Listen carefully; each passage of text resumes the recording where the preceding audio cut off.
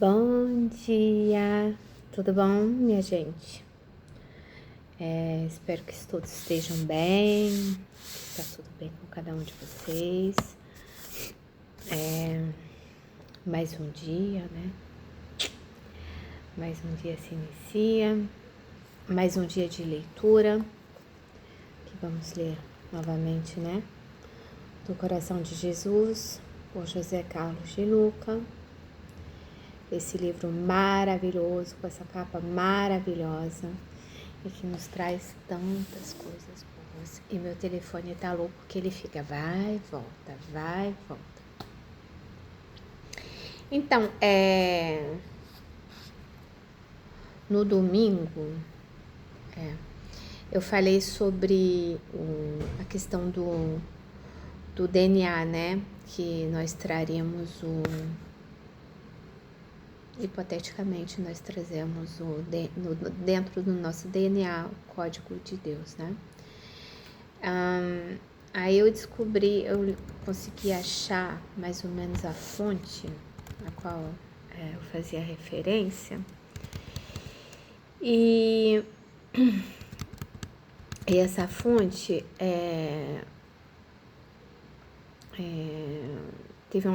vem de um escritor, pesquisador chamado Greg Braden, que ao ligar os alfabetos bíblicos hebraico e árabe à química moderna, diz ele que encontra-se o código perdido, o alfabeto traduzível, que é a chave para os mistérios da nossa origem. Na pesquisa dele, ele revela que os elementos hidrogênio, nitrogênio, oxigênio, carbono, que formam o nosso DNA, podem ser substituídos por letras antigas das antigas línguas. Esse código da vida se transformaria numa mensagem eterna. Traduzida, ela mostra que as letras do antigo nome de Deus estão codificadas como informação genética em cada célula da vida.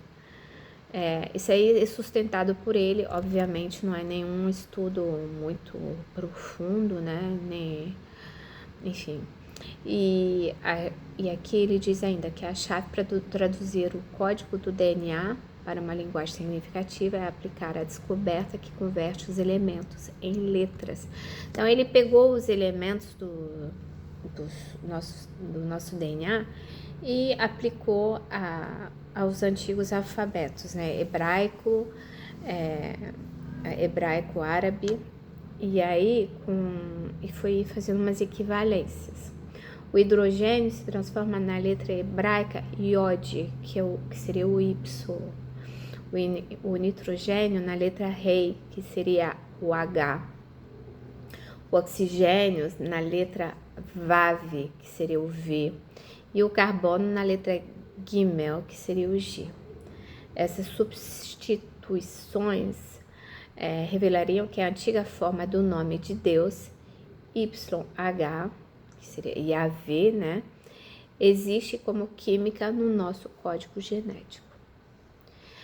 É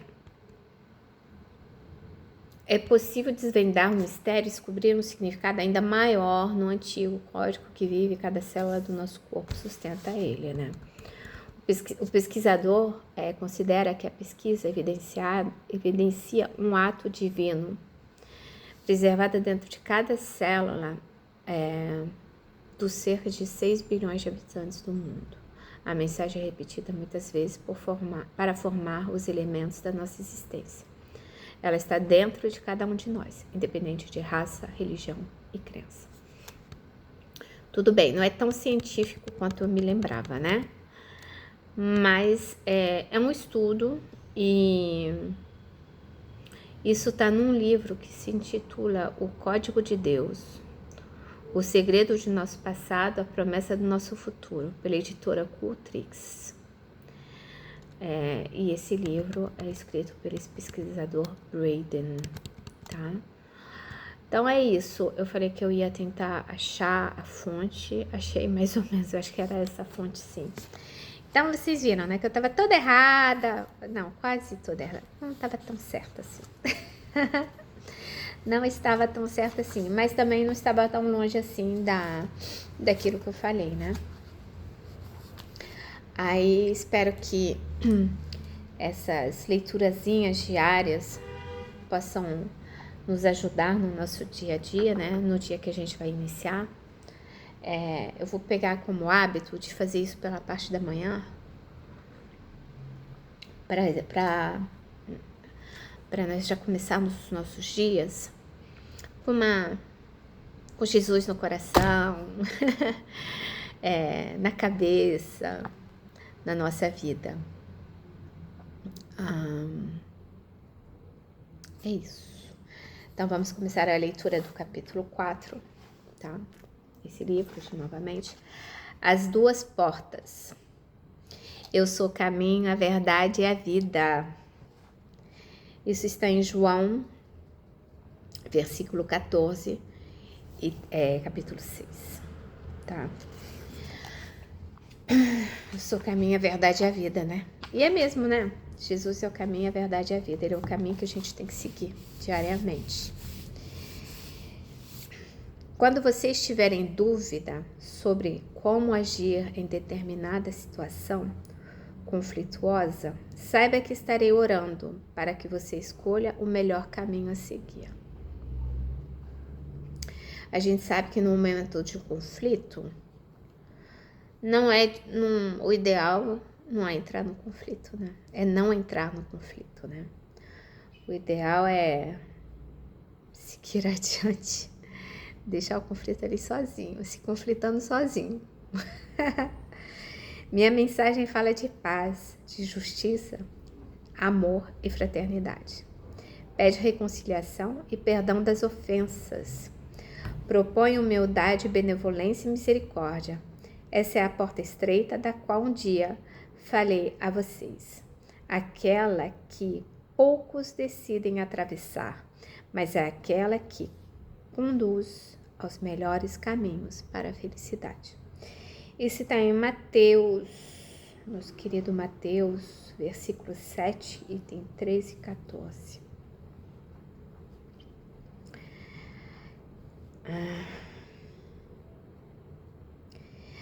Jesus sempre pregou a paz, né? Ele não veio caçar briga, né? Jesus era a humildade, a benevolência, a misericórdia. Ele mostrou isso pra gente em diversos momentos, que aqui quando ele esteve aqui. E ainda mostra pra gente todo dia um pouquinho. Já a porta larga de fácil travessia, pela qual todas as paixões inferiores têm franco acesso, como a raiva, o ódio, a vingança, a cobiça, a inveja, a trapaça, a violência, a arrogância, a maledicência, a autocomiseração, é a porta que leva à exacerbação dos conflitos, que roubam a paz íntima, que produz doença e que nos prende à roda dos sofrimentos humanos. Vou fazer uma pausazinha.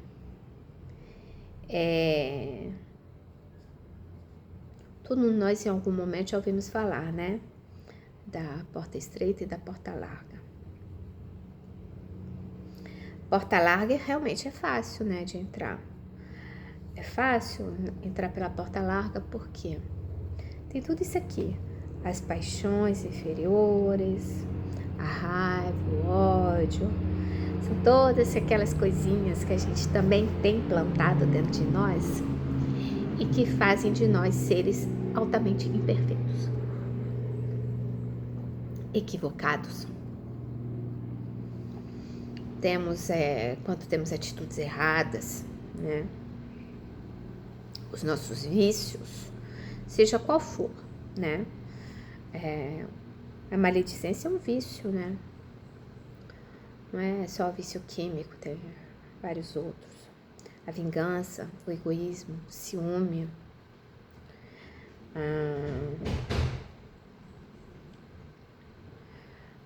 a autocomiseração, né? A gente tem tendência também. E tudo isso, o que acontece? Nós perdemos a nossa paz interior com todos esses sentimentos nada positivos.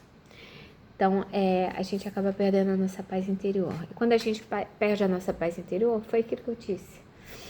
A gente acaba tendo uma gastrite, uma enxaqueca. Isso quando são coisas fáceis de tratar e curar, né?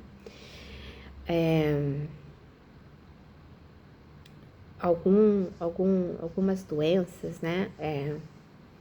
Como câncer mesmo, tem suas origens, às vezes, nesses sentimentos que a gente tem e que a gente vai guardando dentro de si, aqueles rancores, aquelas raivas, todos aqueles sentimentos que a gente vai guardando, aí vai guardando, e vai criando, e aí nosso perispírito adoece, porque a gente não se trata espiritualmente, então nosso espírito vai adoecendo, o perispírito vai adoecendo, perdão, e aí um dia, por falta de atenção nossa, de cuidados nosso, de vigília nossa, passa para o corpo físico.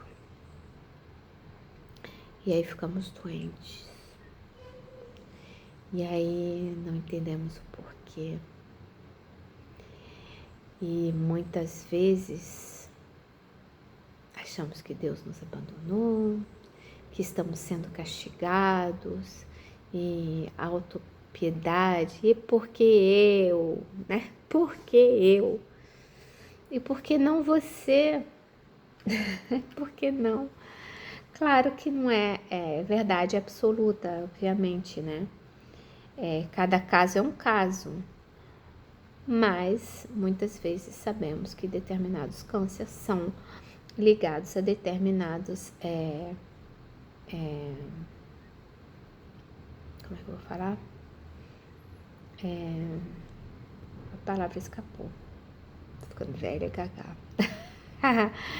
A determinados padrões de pensamentos. Isso que eu queria achar. Padrões de pensamento, tá?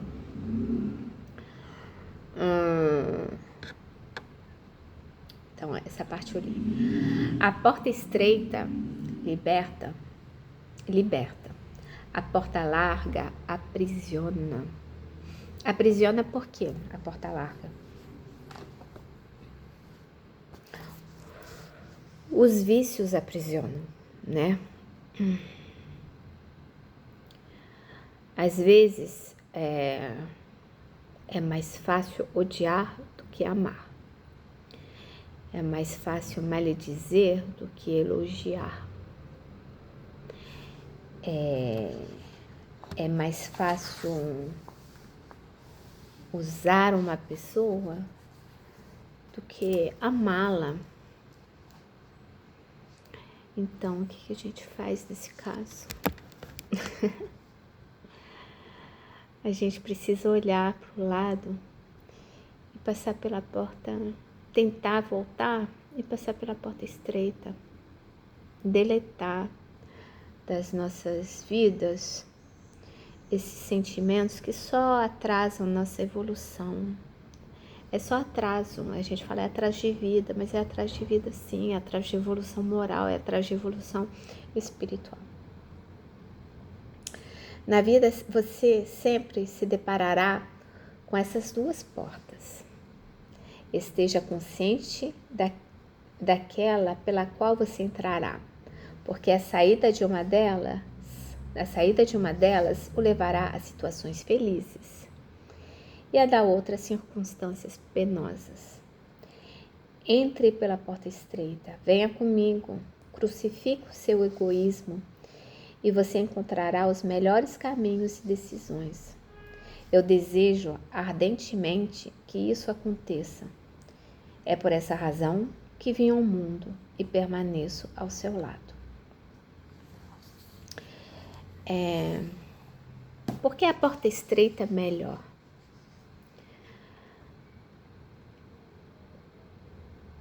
E mais difícil, é melhor, mas é mais difícil de entrar, por quê? É muito difícil sermos pessoas boas. Boas no sentido de caridosas, misericordiosas, amáveis, generosas. É muito mais difícil você olhar para o teu irmão, perdoá-lo, perdoar as ofensas. É muito mais difícil você estender a mão e ajudar. A gente vê no nosso dia a dia, é muito mais fácil ter aquele grupo de amigos que te chamam para bebedeira, para fazer coisas erradas, do que amigos que te levam para algum estágio onde você se eleva, né? Onde você vai se enriquecer. Claro que agora, nessa idade, não é muito mais assim. Mas, por exemplo, quando a gente quando a gente ia pra farra, né? Vamos supor. Naquela época, nossos amigos eram os amigos de farra, né? Então, era mais fácil os amigos chamarem a gente pra farra, pra ir pra uma boate, pra ir tomar um choppzinho, pra fazer não sei o quê, do que pra ir pro museu. Então, é a porta larga, porque principalmente quando nós somos mais novos, a gente tem preguiça, nós somos preguiçosos. Até hoje, pegar esses livros todos aqui, ó, aqui eu tenho o Sinal Verde, aqui eu tenho o Evangelho, ali um pouquinho mais adiante ainda tem os Missionários da Luz, ali também tem o Nosso Lar, tem um livro dos Espíritos, tem o livro dos Médiuns, tem as palestras, tem o trabalho da Casa Espírita. Isso é a porta estreita, por quê?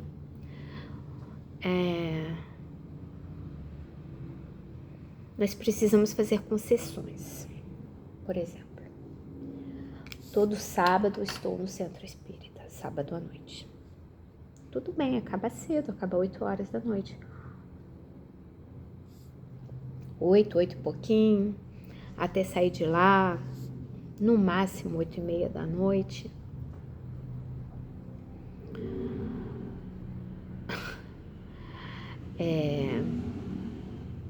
Não é todo mundo que quer estar num sábado à noite no Centro Espírita escutando uma palestra.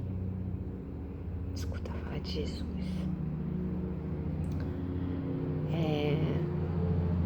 Uma vez por mês, num domingo de manhã, nós temos trabalho na casa. Quem está disposto a acordar cedo no domingo de manhã para ir trabalhar no Centro Espírita e sair de lá meio-dia e meio?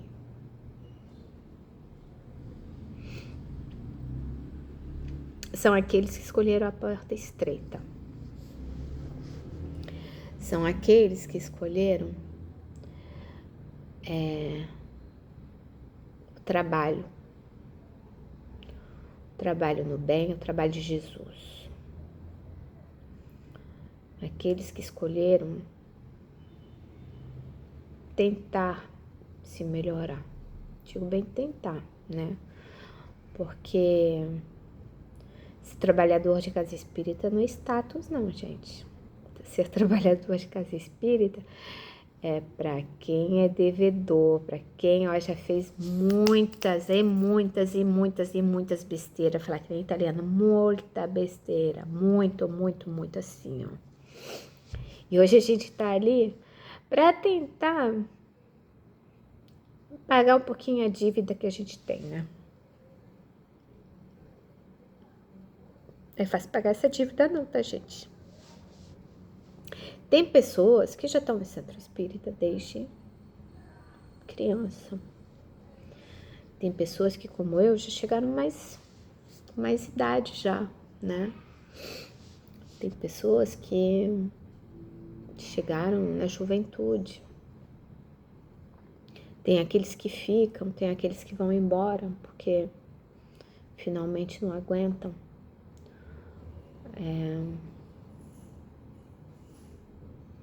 Não aguentam olhar para si, eu acho. Eu acho que esse é o problema. Porque ser espírita não é fácil, como eu falei. Porque ser espírita, nós somos obrigados a nos olharmos e encarar e ter a plena consciência do que somos.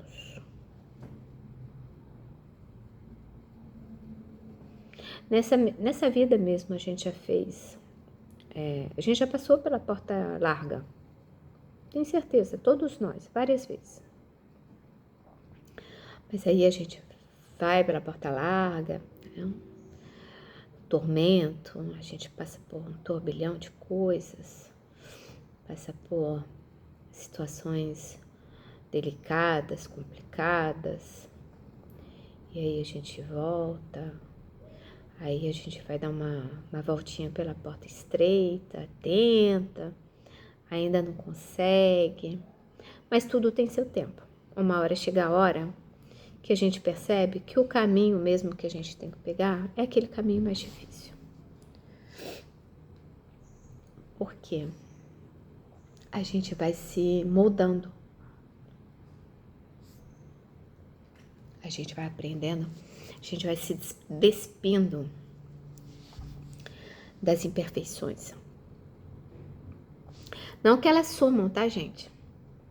A imperfeição, ela não vai sumir, não. Ela tá lá.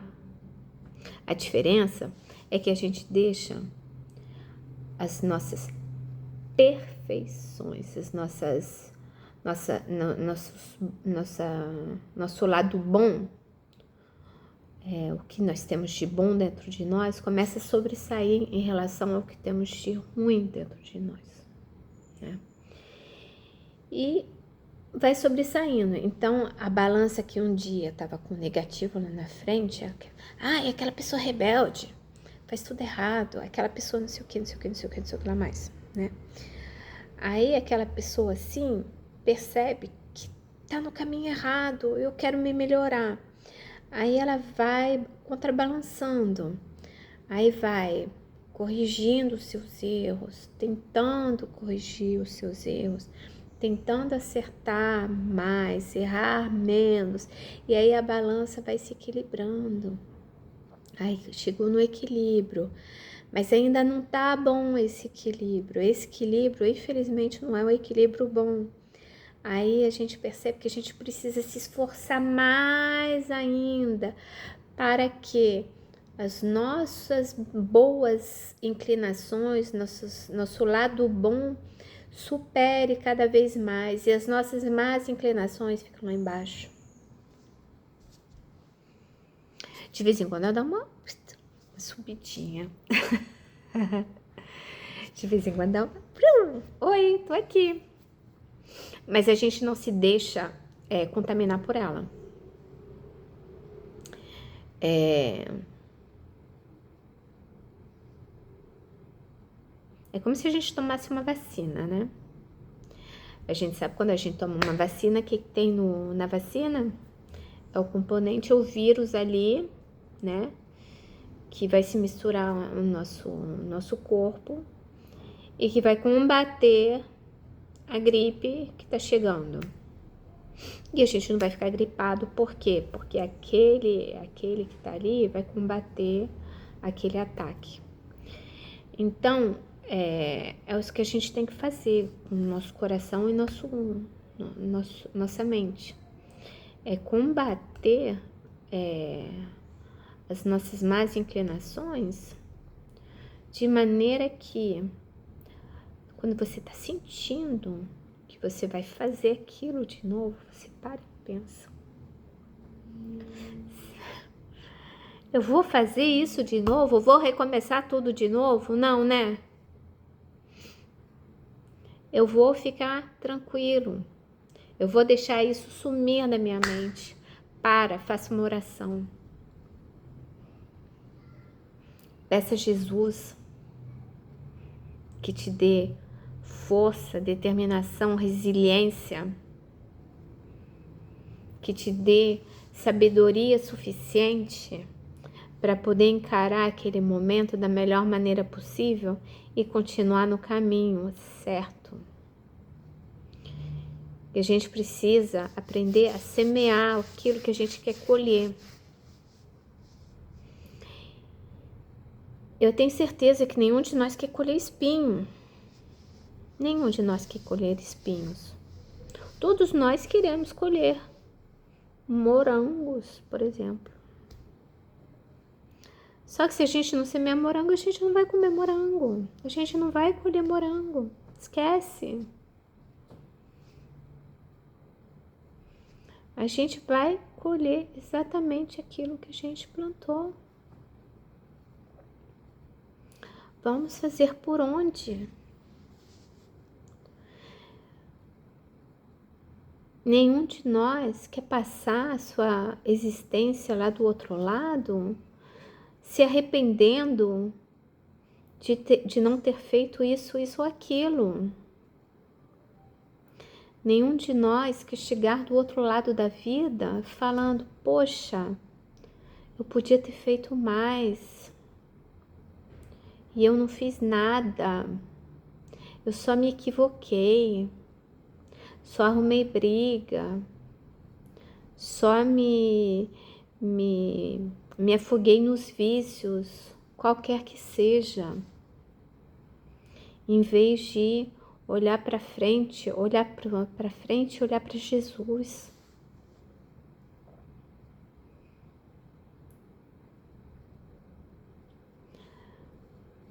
O que a gente faz uma hora dessa? Imagina a aflição, imagina a nossa aflição chegando do outro lado e se encarando, falando quantas coisas erradas eu fiz e eu não tentei me melhorar nenhuma vez. Quem tá aqui assistindo provavelmente já tentou se melhorar, então tá bom, já tá no lucro. Mesmo que quando a gente chegar do outro lado da vida, a gente pensar: poxa, eu não fiz suficiente, mas você já fez. Já fez o suficiente para não sofrer tanto do outro lado. Isso é importante. Não fez talvez tudo que deveria ter feito, mas fez a sua parte, tentou. Quantas pessoas no seu leito de morte, nas últimas horas, nos últimos dias, se redimem de muitas coisas, de todos os seus equívocos, fazem as pazes com aquele filho com o qual não falava há 30 anos, fazem as pazes com o irmão, fazem as pazes com si mesmo.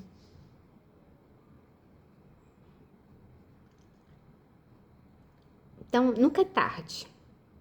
Nunca é tarde. Mas uma coisa é certa, vamos tentar. Enquanto estivermos encarnados, temos até o último sopro para tentar ser melhores. Para deixar aquela porta larga lá para trás e passar a enxergar só aquela luzinha que sai da porta estreita e ser guiado por aquela luz para conseguir entrar pelaquela porta estreita. Vamos fazer tudo o que esteja ao nosso alcance para passar pela essa porta estreita.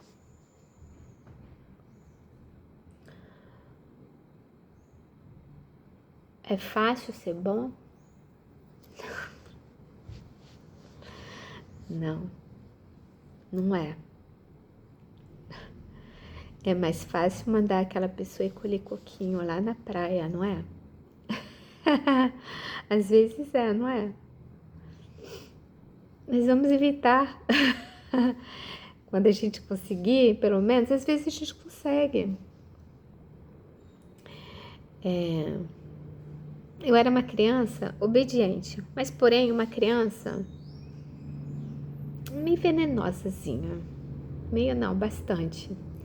E eu tinha o hábito de falar as coisas conscientemente, com a consciência que eu estava machucando as outras pessoas. Então fazia de propósito. Eu falava as coisas realmente para machucar. Isso eu era bem criança. A minha sorte é que eu tive um avô que era uma pessoa altamente espiritualizada e que foi me ensinando umas coisas, outras, foi me moldando. E uma delas, que bem mais tarde eu aprendi, que é uma das bases, né, da vida cristã, é faça aos outros aquilo que você gostaria que fizesse com você, né? Essa é uma delas. E a outra frase que meu avô sempre usava comigo, que obviamente quando a gente é criança a gente não entende direito o que está falando. Meu avô tinha praticamente que desenhar para mim o que ele queria que eu fizesse, que é quando eu ia falar alguma coisa venenosa, quando eu fosse, ele falava para mim, você pense bem, quando você for falar alguma coisa que pode machucar quem está na tua frente, gira 7 vezes a língua dentro da tua boca. Aí eu olhava pro meu avô, como assim, vô? Aí eu, como boa criança sapeca, ficava girando a língua dentro da boca. Aí meu avô falava, não é isso, você tem que pensar.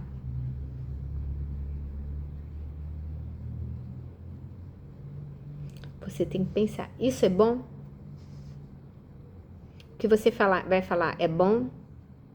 O que você vai falar vai acrescentar alguma coisa na vida do outro? O que você vai falar vai magoar? Machucar? O que você vai falar vai ter alguma serventia?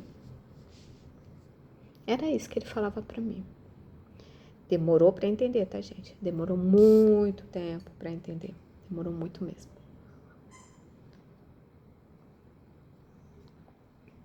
Hoje eu entendo. Hoje eu entendo. Porque era muito mais fácil pra mim falar todas aquelas coisas que eu falava do que ficar calada. Aliás, até hoje eu tenho dificuldade de vez em quando, tenho que, às vezes, pensar, segurar a minha língua para não falar, porque o que eu vou falar não vai adiantar nada. Então, eu estou escolhendo a porta estreita, porque é um trabalho sobre mim mesma. E cada um de nós tem a sua porta estreita. Aquela coisa que é mais difícil, né? Mais difícil de olhar, de encarar, de enfrentar.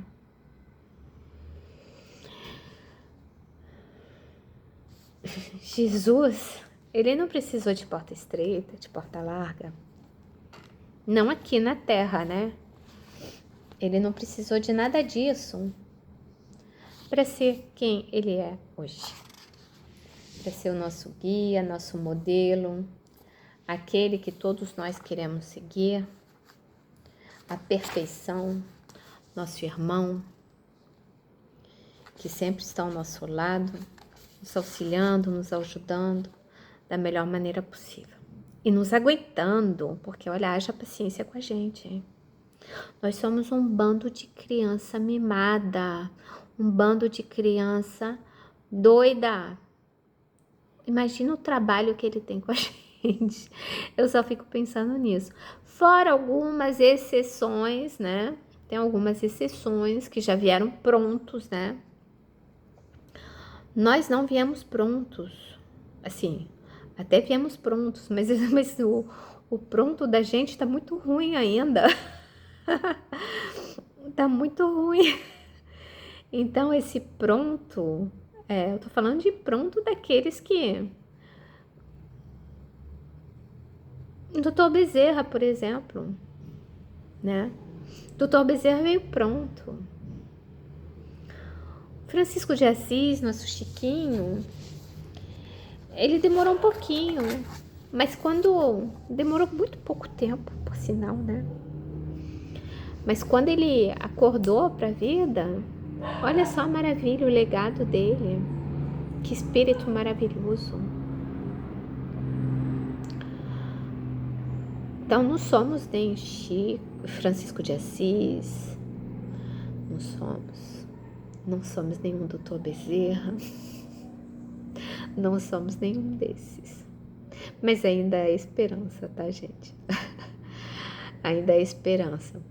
Vamos passar a olhar para a porta estreita com mais carinho e com a coragem de passar por ela, de enfrentar os desafios da porta estreita e deixar a porta larga de lado. Esquece, passe por ela. Vamos fazer de conta que a porta está fechada, está trancada. Vamos nem olhar para lá. Nossa vida será bem mais interessante. Então, é isso que eu tenho a falar por hoje. Espero que tenham gostado. Aceito sugestões, críticas. Quem quiser colocar algum comentário, pode colocar. Esse livro são quantos capítulos? Deixa eu ver aqui. Eu esqueci. São 40. 40 capítulos. Então, vamos fazer esses 40 capítulos. Depois a gente passará para outro livro, tá bom? E assim em diante. E assim vamos estudando com calma, lendo, refletindo, tentando ser pessoas melhores, evoluir, porque é o que precisamos fazer, né? Se a gente quer aproveitar o planeta de regeneração, tá na hora. A hora é agora. A hora é agora, tá bom? Então, beijos no coração de todos, paz e bem. Amo vocês. Tchau, tchau.